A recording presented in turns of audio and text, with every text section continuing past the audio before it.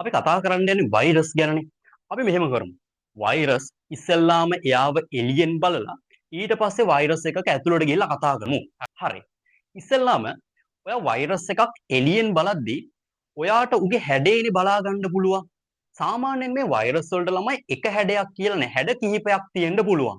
සාමාන්‍යයෙන් සමහර වෛරස් තියෙනවා එයාගේ හැඩය ළමයි නිකන් අපි කියනවා දෘඩ දණ්ඩක් වගේ. එයාගේ හැඩය දෘඩ දණ්ඩක් වගේ. තව සමහරක් වෛරස් ඉන්නවා. එයා ගෝලාකාර වෛරස්. එයාගේ හැඩය ගෝලාකාරයි. තව සමහරක් කට්ටිය ඉන්නවා. ඔය අපේ අච්චු පොතේ දීලා තියෙන අර මකුළුවෙක් වගේ වෛරස් එක. හරි. තව සමහරක් ඉන්නවා මෙන්න මේ වගේ. එයා නිකන් මකුළුවෙක් වගේ. හරි. හැඩය මේකනේ ඔයාලට හැඩය දීලා තියෙනවනේ. හරි. ඒ හැඩේ මම නිකන් දාලා සටහනක් කියන්නේ මේක ඔයාලට අර අමතර කරුණක්. හරි. මේක ඔයාට උගන්වන්න කියලානේ අපිට හැඩ ගැන කතා කරන්න කියලා නෑනේ. අපිට නිකන් වෛරස් ගැන පොඩ්ඩක් උඩින් කතා කරන්න තමයි තියෙන්නේ. හින්දා මේක නිකන් මොලේ කොනක තැම්පත් කරගන්න වෛරස් කියන්නේ ළමයි විවිධ හැඩයන්ගෙන් යුත් කට්ටියක්. එයාට එක හැඩයක් කියලා නෑ. ඔය නම් ටික මං කියන්න යන්නේ මේ එකකට නමක් තියෙනවා. මම නම් කියන්න යන්නේ මොකද මේ සිලබස් එකේ ඒක උගන්වන්න කියලා නැති හින්දා හැඩ ටික මම නම් ටික කියන්න යන්නේ නෑ. මං නිකන් දල වශයෙන් පොඩි ආරම්භයක් විදිහට ඔයාගේ අමතර දැනුමට මං කිව්වා හරි වෛරස් වල හැඩය. එතකොට අපි හැඩය ගැන උග හැඩය ඔහොම බලලා ඊළඟට අපි කතා කරමු මුගේ සයිස් එක ගැන. සාමාන්‍යයෙන් මුගේ සයිස් එක ගැන කතා කරද්දි ළමයි මේ වෛරස් කියන්නේ ඉතා කුඩා. ඒ කියන්නේ මුගේ ප්‍රමාණය ගත්තොත් මූ සෑහෙන පොඩි කට්ටියක් ළමයි. හරි. පොඩි කට්ටියක් කියන්නේ කොච්චර පොඩිද දන්නවද? අපි මෙයාව බැක්ටීරියාවක් එක්ක බලද්දී බැක්ටීරියාවකින් 1000න් පංගුවක් 1000න් පංගුවක් තමයි වෛරස් එකක ප්‍රමාණය. බැක්ටීරියාවක් එක්ක බලද්දි බැක්ටීරියාවකින් 1000න් පංගුවක් තමයි වෛරස් එකක ප්‍රමාණය. හරි. හිතා ගන්න පුළුවන් කොච්චර සයිස් එකක්ද තියෙන්නේ කියලා. හරි. මේ සයිස් එක හින්දා සාමාන්‍යයෙන් මූව අපිට අන්වීක්ෂයකින් අපි පාවිච්චි කරන අපේ ඉස්කෝලේ තියෙන අපි අර හොඳට පුරුදු ආලෝක අන්වීක්ෂයකින් මූව බලන්න බෑ ළමයි වෛරස්. හරි. සාමාන්‍යයෙන් අපිට අපේ ඇඟේ තියෙන ගොඩක් සෛල සරල අන්වීක්ෂයකින් බලා ගන්න පුළුවන්. අපේ ආලෝක අන්වීක්ෂයෙන් බලා ගන්න පුළුවන්. ඒ වගේම තමයි බැක්ටීරියා වර්ග අපිට ආලෝක අන්වීක්ෂයෙන් බලා ගන්න පුළුවන්. හැබැයි මේ වෛරස් කියන කට්ටියව අපිට ආලෝක අන්වීක්ෂ වලින් බලන්න බෑ. මොකද මුගේ ප්‍රමාණය ළමයි සෑහෙන පොඩි. හරි. ඒ හින්දා මුගේ මේ සයිස් එක හින්දා අපිට මේ වෛරස් බලනවා නම් විශේෂ අන්වීක්ෂ වර්ගයක් තියෙනවා. ඉලෙක්ට්‍රොනික අන්වීක්ෂ, ඉලෙක්ට්‍රෝන අන්වීක්ෂ කියලා. මේ ඉලෙක්ට්‍රෝන අන්වීක්ෂ වලින් තමයි අපිට වෛරස් බලා ගන්න පුළුවන්. සාමාන්‍යයෙන් අපි මේ ඉලෙක්ට්‍රෝන අන්වීක්ෂයකයි ළමයි අපි එදිනෙදා පාවිච්චි කරන ආලෝක අන්වීක්ෂයකයි ටෙක්නොලොජි එක. හරි. දෙන්නගේ තාක්ෂණයේ දිහා බලද්දි නිකන් අහසයි පොළොවයි වගේ. හරි. මේ ඉලෙක්ට්‍රෝන අන්වීක්ෂ කියන්නේ සෑහෙන ලොකු ටෙක්නොලොජි එකක් තියෙන. අපි කියනවා ටෙක්නොලොජියා එක වැඩි ඉලෙක්ට්‍රෝන අන්වීක්ෂවල. හරි. මේ වෛරස් වල ඉතා කුඩා ප්‍රමාණය හින්දා අපිට ඌව බලන්න ඕන නම් අපි බලන්නේ ඉලෙක්ට්‍රෝන අන්වීක්ෂ පාවිච්චි කරලා. ඉලෙක්ට්‍රෝන අන්වීක්ෂයකින් තමයි අපිට වෛරස් බලන්න ඕනේ. පුළුවන්. හරි. එතකොට අපි සයිස් එක ගැන කතා කරා, මුගේ හැඩ ටික කතා කරා. බාහිර ලක්ෂණ ළමයි ඔච්චර අපිට කතා කරන්න තියෙන්නේ. හරි. එහෙම ලොකු දෙයක් නැහැ. බාහිරින් පේන දේ උගේ සයිස් එකයි, උගේ හැඩ ටිකයි කතා කරා. අපි යන් උගේ ඇතුළට. සාමාන්‍යයෙන් ඔයාට වෛරස් එකක ඇතුළට යද්දී පොඩි ආරක්ෂිත ආවරණයක් තියෙනවා ළමයි. අපි ඕකට කියනවා ප්‍රෝටීන කොපුවක් කියලා. හරි. ප්‍රෝටීන කොපුවක්. මතක තියාගන්න හැම වෛරස් එකකටම මේ ප්‍රෝටීන් කොපුවක් තියෙනවා. ප්‍රෝටීන් කොපුවක් තියෙනවා. ඔය ප්‍රෝටීන් කොපුව තියෙන්නේ නිකන් නෙවෙයි. ඔය වෛරස් වල මැද්දේ ළමයි වෛරස් ඇතුලේ තියෙනවා න්‍යෂ්ටික අම්ල. හරි. න්‍යෂ්ටික අම්ල. මේ න්‍යෂ්ටික අම්ල ආරක්ෂා කරන්න තමයි වෛරස් වල ප්‍රෝටීන් කොපුවක් තියෙන්නේ. මේ න්‍යෂ්ටික අම්ල ටික ප්‍රෝටීන් කොපුවකින් ආරක්ෂා කරනවා. එතකොට අපිට ඇතුළට යන්න ඕන නම් අපි ප්‍රෝටීන කොපුව හරහා තමයි ඇතුළට යන්න ඕනේ. හරි. ඔන්න අපි වෛරස් එක ඇතුළට ආවා. දැන් අපි ඉන්නේ වෛරස් එක ඇතුලේ. ඔයා වෛරස් එක ඇතුළට ආපු හැටිය මේ ප්‍රෝටීන් කොපුව ආරක්ෂා කරන න්‍යෂ්ටික අම්ල බලා ගන්න පුළුවන්. සාමාන්‍යයෙන් මොනවාද ළමයි න්‍යෂ්ටික අම්ල කියලා අපි ඉගෙන ගත්තා. ඔයාලට මතකයි නම් අපි ඉගෙන ගත්තා DNA කියලා කට්ටියක් ගැන ඉගෙන ගත්තා. RNA කියලා තව කට්ටියක් ගැන ඉගෙන ගත්තා. DNA RNA. DNA කියන්නේ deoxyribonucleic acid, RNA කියන්නේ ribonucleic acid. එතකොට මේ වෛරස් ඇතුලේ න්‍යෂ්ටික අම්ල තියෙනවා. මේ න්‍යෂ්ටික අම්ල ළමයි DNA හරි RNA හරි වෙන්න පුළුවන්. දෙකම එක වෛරස් එකක් ඇතුලේ නැහැ. එක්ක DNA එහෙම නැත්නම් RNA. සමහරක් කට්ටියක් ගාව DNA තියෙනවා. තව සමහරක් කට්ටිය ගාව RNA එක තියෙනවා. හරි. එතකොට ඔය න්‍යෂ්ටික අම්ල ටික ප්‍රෝටීන කොපුවකින් ආවරණය කරන් ඉන්නවා. අපි ඒක හරහා තමයි ඇතුළට ආවේ. හරි. දැන් අපි ඔන්න න්‍යෂ්ටික අම්ල ටිකක් දැක්කා. ඒක DNA හරි RNA හරි තමයි තියෙන්නේ. ඒක දෙකෙන් එකක් වෙන්න පුළුවන්. හරි. ඔයා දැන් ඇතුළේ ඉද්දි හොඳට වටපිට බලනවා. හරි. වටපිට බලනවා මොනා හරි ඔයාට විශේෂ තව මොනා හරි බලා ගන්න පුළුවන්ද කියලා. ඔයා මෙහෙම කරන්න. වෛරසයක් ඔහොම තියෙද්දි ඔයා ඔයාගේ සයිස් එක පොඩි කරන් යනවා අපේ සෛලයක් ඇතුළට. හරි. අපේ ඇඟේ තියෙන නෝමල් සෛලයක් ඇතුළට යනවා. සෛලයක් ඇතුළට ගිහිල්ලා බලද්දි ළමයි ඔයාට විවිධ ඉන්ද්‍රියිකා 100 ගාණක් බලා ගන්න පුළුවන්. හරි. අපේ මේ පොඩි සෛලයක් ඇතුලේ විවිධ ඉන්ද්‍රියිකා 100 ගාණක් බලා ගන්න පුළුවන්. හැබැයි ඔයා මේ වෛරස් එකක් ඇතුළට ගිහිල්ලා බලද්දි ඔයාට එහෙම ඉන්ද්‍රියිකා කිසිම දෙයක් බලා ගන්න බෑ. ඉන්ද්‍රියිකා කිසිම දෙයක් නැහැ කියන්නේ මේ වෛරස් ඇතුලේ ළමයි කිසිම පරිවෘත්තීය ක්‍රියාවලියක් සිදු වෙන්නේ නැහැ. කිසිම පරිවෘත්තීය ක්‍රියාවලියක් නැහැ. පරිවෘත්තීය ක්‍රියාවලිය ශ්වසනය. ඊට පස්සේ ළමයි බහිස්රාවය. ඔය වගේ කිසිම පරිවෘත්තීය ක්‍රියාවක් මුගේ සිදු වෙන්නේ නැහැ. මොකද මුට කිසිම අදාළ ඉන්ද්‍රියිකා කිසිම දෙයක් නැහැ. ඉන්ද්‍රියිකා කිසිම දෙයක් නැහැ කියන ළමයි මුගේ ඇතුලේ තියෙන න්‍යෂ්ටික අම්ල විතරයි. එහෙනම් ඔයා කල්පනා කරනවා මු අජීවීද? හැබැයි ඔයා එහෙම හිතපු හැටිය ඊළඟටක් ගාලා ඔලුවට එනවා. මූ ළමයි අජීවී වෙන්න බෑ. මොකද මුගේ න්‍යෂ්ටික අම්ල තියෙනවා. න්‍යෂ්ටික අම්ල තියෙනවා කියන්නේ මූ මොකක් හරි පොඩි ලක්ෂණයක් පෙන්නනවා. ඒ පෙන්නන එකම ලක්ෂණය තමයි මුට ගැළපෙන ළමයි.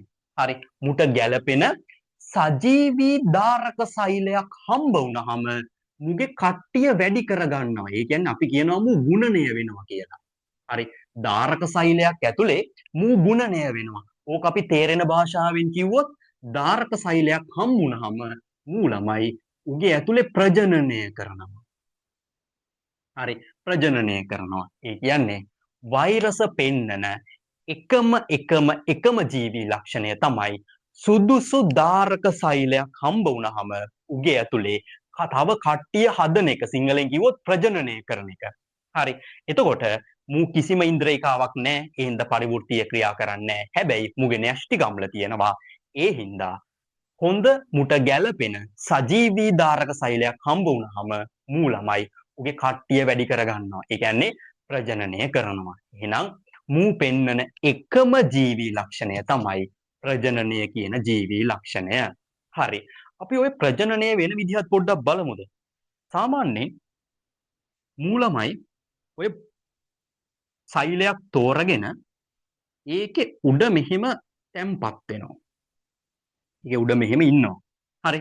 ඔහොම ඉද්දි මුට පුළුවන් මේ සෛල පටලේ ළමයි පොඩ්ඩක් තුවාල කරන්න. එහෙම නැත්නම් කඩන්න. මේ සෛල පටලය කඩලා මුගේ ඇතුලේ තියෙන ළමයි මේ න්‍යෂ්ටික අම්ල මූ මේ සෛලයේ ඇතුළට මුදා හරිනවා. හරි. DNA වෙන්න පුළුවන්, RNA වෙන්න පුළුවන්. ඒවා මේ සෛලයේ ඇතුළට මුදා හරිනවා. සාමාන්‍යයෙන් අපේ සෛලයක් සජීවීනේ. අනිත් එක තමයි මේ සජීවී අදාළ ඉන්ද්‍රියිකාක් තියෙනවා. මූ ළමයි හැමතිස්සෙම මොනා හරි වැඩ ටිකක් කරනවා. එහෙම වැඩකරනද අපේ මේ සජීවී සෛලවලට පෝෂණය ඕනේ. ඒ කියන්නේ අපේ මේ සෛලයක් ඇතුලේ ළමයි පෝෂණය තියෙනවා. හැබැයි මේ වෛරස මොකද කරන්නේ? මේ සෛල පටලය කඩලා උගේ න්‍යෂ්ටික අම්ල අපේ සෛලය තුලට මුදා හැරියම ඒවා අපේ මේ සෛලය ඇතුලේ තියෙන පෝෂණ ද්‍රව්‍ය පාවිච්චි කරලා මූ තව වෛරස් හදනවා ළමයි සෛලය ඇතුලේ. හරි. මූ වගේම තව වෛරස් හදනවා. ඊට පස්සේ මේ වෛරස් මේ සෛලය කඩාගෙන ළමයි එළියට එනවා. එළියට ඇවිල්ලා තව සෛලවලට යනවා. ඒ සෛලවලට ගිහිල්ලා මේ වැඩේම කරනවා. සාමාන්‍යයෙන් ඔයා මතක තියාගන්න වෛරස් එකක් අපේ ඇඟට ආව සැනින්, කියන්නේ ආව හැටි අපිට ලෙඩ හැදෙන්නේ නැහැ. දැන් සෙම්ප්‍රතිශාව වුණත් අපිට හැදෙන්නේ ළමයි ඒ වෛරස් එක අපේ ඇඟේ ව්‍යාප්ත වෙද්දී කියන්නේ සැලකිය යුතු මට්ටමකට ව්‍යාප්ත වුණාම තමයි අපිට ඒ අදාළ රෝග ලක්ෂණ පෙන්වන්නේ. වෛරස් එකක් අපේ ඇඟට ආව කියලා ආව හැටිය රෝග ලක්ෂණ පෙන්වන්නේ නැහැ. එතකොට මෙහෙම ළමයි එක සෛලයක් ඇතුළට යනවා වර්ධනය වෙනවා කට්ටිය වැඩි කරගන්නවා අනිත් සෛල වලට යනවා. එහෙම ගිහිල්ලා ඒ සෛල ඇතුළේ තව කට්ටිය හදා ගන්නවා. ඒවත් කඩාගෙන එළියට එනවා. ඔහොම ළමයි ව්‍යාප්ත වෙද්දී තමයි අන්න අපිට රෝග ලක්ෂණ ඒ වෛරස් එකට අදාළ රෝග ලක්ෂණ පෙන්වන්න ගන්න. එහෙනම් තේරුණානේ. ඔයාගේ ඇඟේ මොකක් හරි රෝග ලක්ෂණයක් පෙන්වනවා කියන්නේ ඒ අදාළ වෛරස් එක ඔයාගේ ඇඟේ ව්‍යාප්ත වෙලා තියෙනවා. මූ මේ කරන වැඩේ අර මම කලින් කිව්වා වගේ අපේ දේවල් අපිට විරුද්ධවම ක්‍රියා කරනවා. අපේ සෛල ඇතුලේ තියෙන පෝෂණ ද්‍රව්‍ය අරගෙන මුගේ කට්ටිය වැඩි කරගන්න එක තමයි මේ වෛරස් කරන්නේ. ඇත්තටම මේ වෛරස් ගැන ළමයි විවාදයක් තියෙනවා. ඒ කියන්නේ විවාදයක් කියන්නේ සමහර ලෝක විවාදයක් තියෙනවා. සමහරක් කට්ටිය කියනවා වෛරස් කියන්නේ සජීවී දෙයක්, ජීවී දෙයක්. හරි ජීවියෙක් කියලා කියනවා. තව කට්ටියක් කියනවා නෑ එහෙම ජීවියෙක් නෙමෙයි වෛරස් කියන්නේ අජීවී දෙයක් කියලා. ඒ හින්දා අපි විවාද කරන්න යන්න ඕනේ. අපි මැද්දේ හිටගමු. වෛරස් ළමයි ජීවී ලක්ෂණත් පෙන්නනවා අජීවී ලක්ෂණත් පෙන්වනවා. පිටසක්වල ජීවියෙක් වගේ. හරි. ජීවී ලක්ෂණත් පෙන්නනවා අජීවී ලක්ෂණත් පෙන්වනවා. දැන් අපි එළියෙන් බලලා කතා කරා ඊට පස්සේ ඇතුළට ගිහිල්ලා කතා කරා. දැන් මූ මොන වගේ ඩයල් එකක්ද? මූ අපිට වාසිද නැද්ද කියලා තමයි කතා කරන්න යන්නේ. වෛරස් කියන්නේ ළමයි කිසිම ජීවියෙක්ට වාසියක් නැති කට්ටියක්. හරි. හිතන්නකෝ මේ වෛරස් ඕනෙම සතෙක්ට හරි ඕනෙම සතෙක්ට විතරක් නෙවෙයි ඕනෙම ජීවියෙක්ට ළමයි කාගේ හරි ශාක වෙන්න පුළුවන් සතුන් වෙන්න පුළුවන් ශුද්‍ර ජීවීන් වෙන්න පුළුවන් මේ ජීවීන් කාට හරි ඇතුල් වුණොත් අනිවාර්යයෙන්ම ලෙඩක්ම තමයි. අපි ගත්තොත් ශාකයක් මේ වෛරස් ළමයි ශාක ඇතුළට ගියොත් ඔයාලා අහලා ඇති මිරිස් කොළ කොඩවීම කියලා ලෙඩක් තියෙනවා. හරි ශාක ඇතුළට ගියොත් මිරිස් කොළ කොඩවීම වගේ ලෙඩ රෝග හැදෙන්න පුළුවන්. සාමාන්‍යයෙන් මිනිසාට වගේ මිනිසාට වෛරස් හින්දා සෙම්ප්‍රතිශ්‍යාව ඉන්ෆ්ලුවෙන්සා මතකයි 2019 2020 කාලේ හොඳටම ආතල් එකක් දුන්න එකක් තමයි කොරෝනා වෛරස් එක. කොරෝනා වගේ ලෙඩ හැදෙන්න පුළුවන්. ඊට පස්සේ HIV AIDS ඊට පස්සේ ළමයි ජල බීතිකාව ඔක්කොම ලෙඩ හැදෙන්නේ වෛරස් හින්දා. ඒ විතරක් නෙවෙයි මූ ළමයි බැක්ටීරියාවන්ටත් ලෙඩ බෝ කරනවා.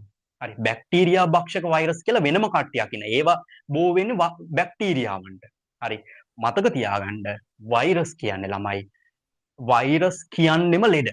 හරි මතක තියාගන්න වෛරස් කියන්නෙම ලෙඩ. වෛරසයක් ජීවියෙක්ගේ ඇඟට ඇතුල් වුණොත් ලෙඩක් හදලම තමයි නවත්තන්නේ. කිසි බේරිල්ලක් නැහැ. ඔය ටික තමයි අපිට කතා කරන්න තියෙන ළමයි අපේ 10 වසරේ වෛරස් ගැන. අපේ සිලබස් එකේ වෛරස් ගැන. අපි ලස්සනට කතා කරා. හරි. අපිට පොඩි සමරියක් දාමුද මොනවද කතා කරේ කියලා. ඔයාලට මතකයි නෝ? අපි ඉස්සෙල්ලාමුගේ සයිස් එක ගැන කතා කරා. හරි. ඉස්සෙල්ලාමුගේ හැඩ ටික කතා කරා. ඒක අපේ සිලබස් එකේ නැතිනම් පොඩ්ඩක් තියමු. අපි මුගේ හැඩ මේ සයිස් එක ගැන කතා කරාලා. අපි කිව්වා වෛරස් කියන්නේ ළමයි සෑහෙන සයිස් එකෙන් පොඩි, ඉතා කුඩා කෙනෙක්. අපි මෙයාව බැක්ටීරියාවක් එක්ක බලද්දි බැක්ටීරියාවකින් 1000න් පංගුවක්. මෙයාගේ මේ පොඩි සයිස් එක කියන්නේ ප්‍රමාණය හින්දා අපිට මෙයාව සාමාන්‍ය අන්වීක්ෂ වලින් බලන්න බෑ.